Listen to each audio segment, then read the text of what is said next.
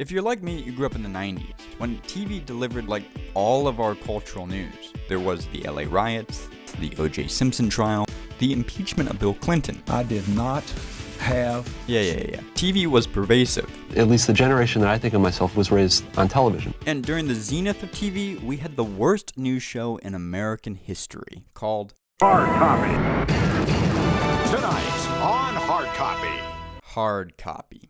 Let me tell you about this wild show. During the 1990s, HardCopy billed itself as a tabloid-style news show, and it focused on the private lives of celebrities and politicians aggressively. Donald Trump, the Bachelor. Now there's something to think about, girls. It was the National Enquirer of TV, which meant juicy, voyeuristic, and generally wrong. Now, TV was bad in the 90s, but HardCopy was distinctly bad. And I'm Terry Murray. First, look at the hair. This guy has a mullet. It's a manhunt. The editing was sloppy and lazy. The Regal Residence. Okay, sir, that's fine. Thank you much, Steve. They called their story subjects idiots. Doug Bruckner has all the losers who got caught on tape. And their graphics were garbage. Chicken noodle soup, it's salt. But worst of all was what seemed to be their total contempt for average people and desire to mock outsiders.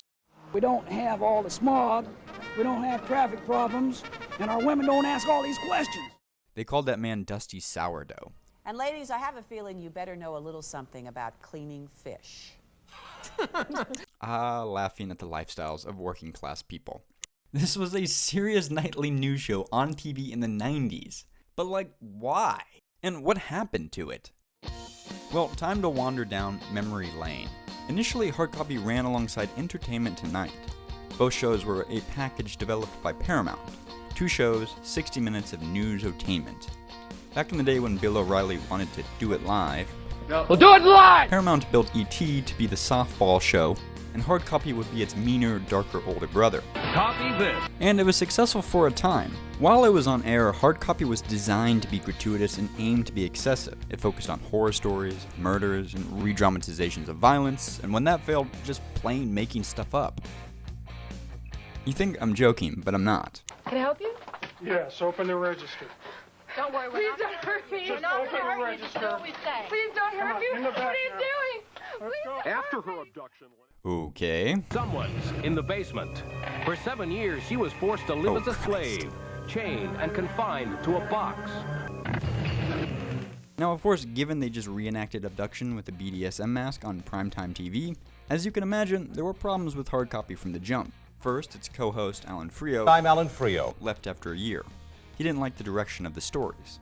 And Terry Murphy, I'm Terry Murphy. And I'm Terry Murphy. who was HardCopy's most well-known host, would later abandon news entirely to enter PR. She now trains individuals and businesses how to prep for offensive media interviews, which I think says something not so subtle about this show. HardCopy had no regard for the integrity of journalism, which was kind of unique before widespread internet and blogging. It was Gawker 15 years before Gawker. Well, doing research, I read a story about a HardCopy reporter who tried to blackmail Elton John by threatening to falsely claim he had AIDS on air if he wouldn't agree to an interview. Which, Jesus. Elton John thought that was pretty ugly, and filed a lawsuit. The day after the lawsuit was filed, the show ran a segment about John, but instead of accusing him of having HIV, praised him for the work he was doing to raise money for AIDS. Because of course it did. These were the shady transactional rules HardCopy lived by in the 1990s. What happens to a centerfold when the staples fall out of her navel? Now, part of the reason HardCopy was so nasty was a man named Bert Kearns.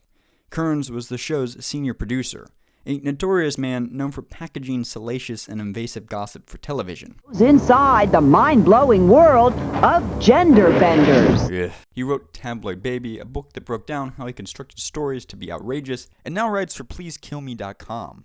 Which sounds about right for someone who used to broadcast stories like this. Inmates at the Clearwater Olympic Correction Center complained that prison chow was made from roadkill. The prison admits it sends out daily road crews to hunt for dinner, which is whatever they can scrape up. The prisoners have dubbed the How about asking the prison warden if he thinks it might be even a little wrong that his staff is serving roadkill as a meal to prisoners? And if there are any complaints, well, there's always a salad bar. Just don't touch the dressing. So HardCopy sucked. But it was also unusual. One unusual thing HardCopy did was play viewers' voice messages at the end of each broadcast. Hi, my name is Richard J. Alexander. I'm calling from New York City. Every week, the audience could call in and voice their opinion on hard copy stories, and they were almost always on either bizarre or sexual topics. And Patricia from Sonoma, we think that women thinking about sex every 6 minutes is bunk. And whoever's thinking about sex every 6 minutes has got to be a nymphomaniac. Thanks, Patricia. Anyway, hard copy was abnormally invasive, abnormally gory, and it was abnormally macabre. It's a news show that would not get on air in 2020. But in the 1990s, well... Not only does Undine have the pictures of Madonna in the tube top, but she actually saved the tube top. There it is. Yuck. We can tell how large an impact hard copy left on celebrities because they routinely bring it up 20 years later. With hard copy. What, they go, turn on hard copy. And then that night on hard copy, it said, Robert Kardashian's mistress pulling up to his house. And I was like, oh my God, like I couldn't believe it that they were making this stuff up. So what finally killed this awful show? Besides the rise of the internet, the show pushed it too far. The show's downward spiral began in 1996, when hard copy broke a 6-month agreement to not mention George Clooney on its program. And Clooney unexpectedly retaliated with vengeance. He organized a boycott against hard copy and its more profitable twin, E.T. The boycott sped off. Everyone joined in. Madonna, Brad Pitt, McConaughey, even Steven Spielberg. It really shows you how much hard copy was hated by most celebrities. What are you doing in my canyon? No, hey, I just came from four-wheel driving. Hey? I was four-wheel driving up in levels, man, with my buddy. Can you see how muddy my car is? Turn it off. It's off. Turn it off. Turn it off, man. Why did I turn it off for? The war between Hollywood and hard copy got so large that eventually Paramount agreed to modify the way both shows gathered information for their stories. With stars like Whoopi Goldberg and Madonna joining in, Paramount backed down, promising never to purchase unauthorized or illegally obtained footage again. This put financial pressure on Entertainment Tonight, and by 1998, a cash-strapped Paramount was forced to reconsider hard copy, which was losing money. And when they reconsidered it, they decided it was unethical and canceled it, which is probably for the better. But hard copy was a unique show. It was the most extreme and lazy form of reporting sanctioned by a large company America has ever attempted. I mean, even Howard Stern despised hard copy. Been no secret that hard copy and shock jock Howard Stern were in a fight to the finish. Hard copy was a freewheeling journalism outfit that really pioneered the genre of what we now call fake news. Partly because television was always a more laid-back medium, a passive instrument in which information rolled over you like waves at a beach. Which sounds nice, but with hindsight wasn't great for incentivizing honest journalism. I'm sure there's a morality tale that can be spun from the rise and fall of hard copy, but I'm not gonna try. It was the worst news show in American history, and I'm not sure it ever got a story right. Nor did it seem to want to. It's called moshing. Teens call it fun, but parents beware.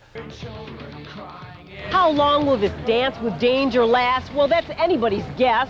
Right now, it's hot, it's happening, and like a lot of things that are bad for you, moshing is addicting. Oh, I give Barry? up.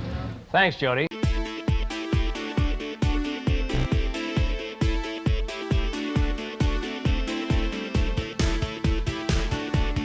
Slurp down enough of these and you don't just move to Fat City, you get your own zip code.